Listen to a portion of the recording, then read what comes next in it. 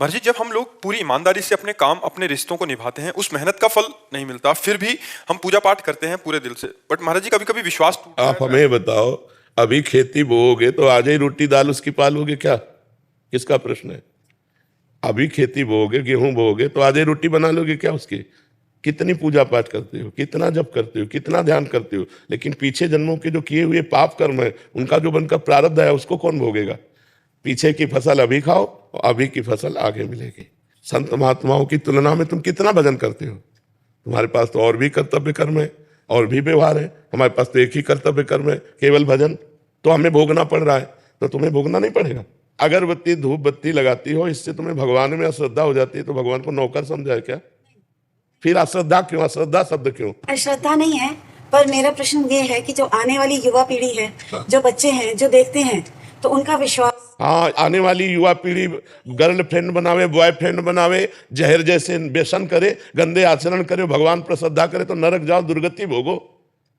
अगरबत्ती लगाने से हमारा प्रारब्ध बदल जाएगा? इतनी बड़ी तपस्या है। पाप किए हो तूफान जैसा, पहाड़ जैसा, और अगरबत्ती के धुआं से पहाड़ उड़ाना चाहती है, उड़ जाएगा क्या?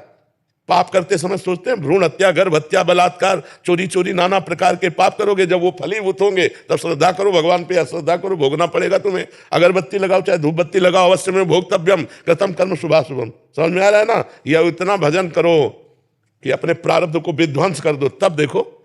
अरे 2-4 माला घुमा लिए, अगरबत्ती लगा, धूप बत्ती है, भगवान को धूप बत्ती चाहिए, भगवान को अगरबत्ती चाहिए, तुम्हारे अच्छे आचरण होने चाहिए। वर्तमान में अच्छे आचरण नहीं है। ईमानदारी से बोलो, जितने लोग बैठे हो इस जन्म में, अगर तुमको न्यायाधीश तुम्हारे कर्मों का आचरण का बना दिया जाए तो तुम कितना अपने को दंड दे सकते हो? खुद न्यायाधीश बन के देखो तुमने कितनी गलतियां की है और क्या दंड तुम्हें मिला? कुछ नहीं। भगवान की कृपालुता की तरफ देखते हो? नहीं देखते हो। अनंत जन्मों से मनमानी आचरण करते लोग चले आ रहे। अब जब उनका फल आता है, अब इस जन्म में 2-4 अगरबत्ती लगा दी और हमें भगवान पर श्रद्धा हो रही। रास्ता इसी बात का ना, डिप्रेशन में गए, कर ली, ये कर लिया, वो कर लिया, यही परिणाम है। अश्रद्धा का परिणाम यही है। तुम अपने आचरणों को ना देखो, भगवान को देखो। तुम चाहो कि हमें खूब पाप कर्म करें और इसके बाद जो है हमें भगवान आकर गले लगा लें, ऐसा होगा क्या? महाराज जी, ये प्रश्न इन्हीं का नहीं है। ये क्या आजकल क्या हो गया महाराज जी, अनुष्ठान नाम जप और कोई भी साधना नहीं है। बट जैसे मंदिर गए, मेरा पास हो जाओ, हे प्रभु हम पास हो जाऊं, पास नहीं हुए तो भगवान ने पास नहीं किया। पढ़ाई मत करो, भगवान पास कर दे। मैंने मांगा कि मेरा बच्चा ठीक हो जाए, ठीक नहीं हुआ तो अश्रद्धा हो गई भगवान से। क्या फर्क पड़ता है? आकाश के ऊपर थूको, कोई फर्क पड़ता है क्या?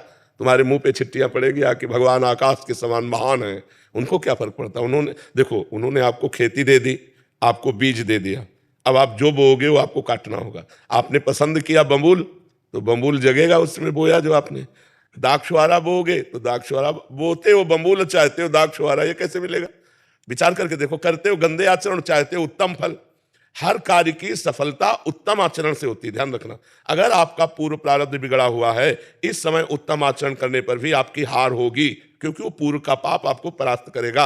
अगर पूर्व का पुण्य साथ दे रहा है तो इस समय गंदा आचरण करने पर भी आपकी विजय होगी, क्योंकि गंदा आचरण वर्तमान में दंड नहीं देगा, ये आगे चलकर आपको दंड देगा। अच्छा आचरण आपको वर्तमान में सुख नहीं देगा, ये आगे चलकर सुख देगा। वर्तमान में आपका प्रारब्ध आपको दुख सुख देगा। मनुष्य जन्म दुख सुख भोगते हुए अच्छा कर्म करने के लिए मिला है। हमें यहाँ भगवान से किसी भी तरह की श्रद्धा और अश्रद्धा का विषय नहीं लाना चाहिए। हाँ, श्रद्धा का विषय यह है कि ऐसी परिस्थितियों में भी भगवान हम टूटे नहीं, हम आपके कृपा बल से इन दुख सुख को सहते हुए सही आचरण से चले। जैसे पांडवों का राज्य छिन गया, यहाँ तक कि पत्नी भी दांव में लग गई, लेकिन वो धर्म से च्युत नहीं हुए। 12 वर्ष का वनवास, 1 वर्ष का अज्ञातवास, लेकिन धर्म से च्युत नहीं हुए। ये भगवान की कृपा। कभी भगवान को नहीं कोसा।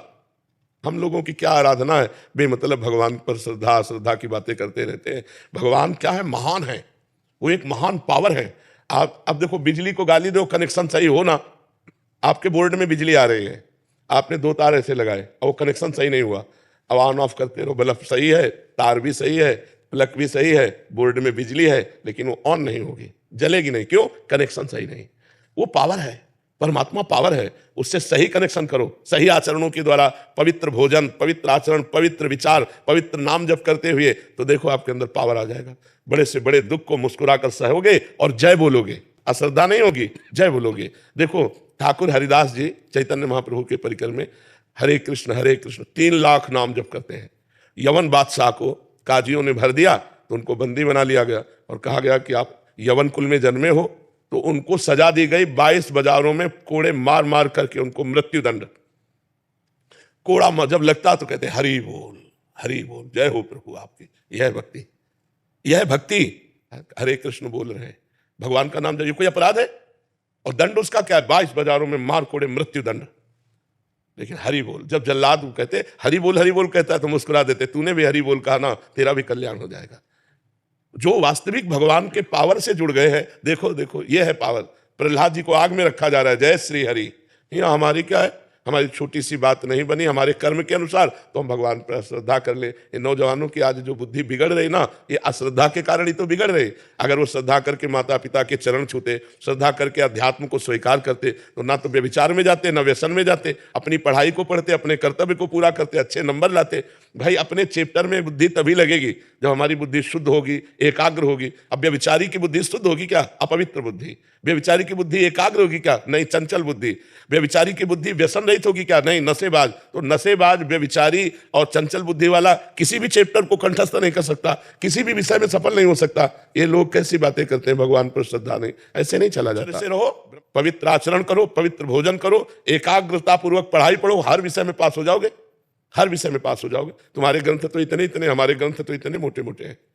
और सूक्ष्म विषय है, तुम्हारा तो स्थूल विषय है। यही राष्ट्र का विषय होगा, विश्व का विषय होगा, हमारा विश्वात्मा का विषय है, विश्व से अलग विषय है। ये विश्व में जो दिखाई दे रहा है उससे अलग विषय है, हमारा सूक्ष्म विषय है, उसको पढ़ना है। अब ब्रह्मचर्य नहीं रहोगे तो बुद्धि शुद्ध नहीं रहेगी।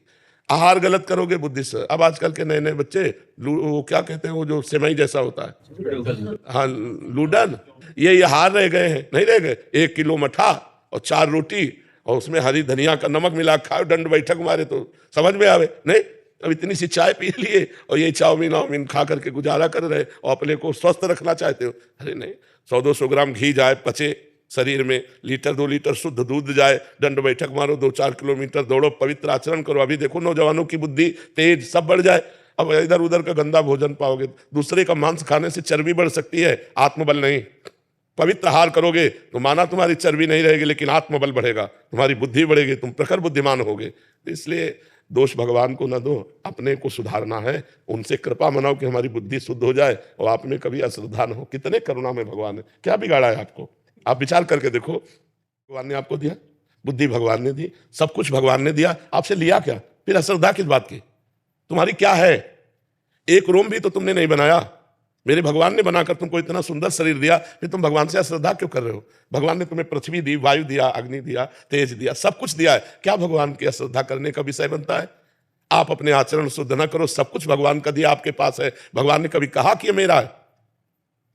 अब आप 100 रुपया भगवान को दोगे तो 1000 जगह कहोगे कि बिहारी जी में जाकर मैं चढ़ाया था और बिहारी जी ने हमारी बात नहीं सुनी। तुम सुनते हो भगवान की बात, सब कुछ दिया भगवान ने। गीता जी में भगवान कहते, भागवत जी में कहते, तुम एक भगवान की बात न मानो तो तुम्हारी भगवान कैसे बात मानो? तुम्हारी बात भगवान मान लेंगे। बड़े बुरे से बुरे कर्म का भी तुम्हें दंड नहीं मिलेगा। अहम त्वं सर्व पापेभ्यो मोक्षयिष्यामि मा शुचा। तो समझना पड़ेगा, अध्यात्म को समझना पड़ेगा। जैसा बोओगे वैसा काटना पड़ेगा। ऐसे ऐसे लोगों से पाप बन रहे जिससे समझते नहीं पाप है। पहले किया व्यभिचार और जब गर्भ रह गया तो बच्चे को झाड़ियों में फेंक दिया, कूड़े दाने में फेंक दिया। कितनी बच्चे बच्चियां ऐसे मिलते हैं जो कूड़े दानों में मिल रहे। तो मान लो जैसे गृहस्थी में भी है तो भ्रूण हत्या, गर्भपात, ये सब कितने भयानक भयानक पाप है। कोई बिरला ऐसी होगी, खुली बात कह रहा हूं, कोई बिरला ऐसी मां बहन होगी जो गर्भपात न कराए और फिर उसका दंड, गर्भस्थ शिशु की हत्या बहुत बड़ा पाप है। और इसको कौन मान रहा है? गृहस्थ कौन मान रहा है? तो फिर दंड जब मिलेगा तब। अब बोले भगवान पे अश्रद्धा होगी तो करो अश्रद्धा, उनको क्या फर्क पड़ता है? अवश्य में भोक्तव्यम कृतम कर्म शुभाशुभम। नहीं, बचपन से लेकर के अभी तक बताओ, धर्म विरुद्ध आचरण किए कि नहीं किए? गर्भ हत्या की कि नहीं की? चाहे पुरुष हो चाहे स्त्री, धर्म विरुद्ध आचरण सब करते हैं, तो उनका फल नहीं भोगना पड़ेगा? बाद में कहो कि हम मंदिर में जाके कहते कि भगवान मेरी बात सुन लो। कैसे सुन लेंगे? तुमने भगवान की बात सुनी? भगवान जब कह रहे हैं कि 25 वर्ष तक ब्रह्मचर्य रहो, फिर जब ब्याह हो जाए, पाणी ग्रहण हो जाए, जय वर्ष में, तो गृहस्थी धर्म में फिर अपने ब्रह्मचर्य को तोड़ो। कौन रह रहा है? सबसे पहला आश्रम सबका है ब्रह्मचर्य, फिर गृहस्थ, फिर वानप्रस्थ, फिर संन्यास। कोई चल रहा है? अभी उठ के खड़े होना नहीं आता, बॉयफ्रेंड हो गए। हाँ, उठ के खड़े होना नहीं आता, बॉयफ्रेंड हो गए, गर्लफ्रेंड हो गए। अब ये बच्चे बर्बाद हो जाएंगे कि नहीं हो जाएंगे? जिनका उद्देश्य ही अभी पक्का नहीं बन पाया, पढ़ाई लिखाई में जहां माइंड लगना चाहिए वहां गंदी बातों में माइंड लग गया। अब कैसे? अब इसके बाद कहो हे भगवान, हे दुर्गा देवी, हे भैरव बाबा। तो अब इसमें कोई सुनने वाला नहीं। तुमने सुना नहीं तो फिर वो तुम्हारी नहीं सुनेंगे। 1 किलो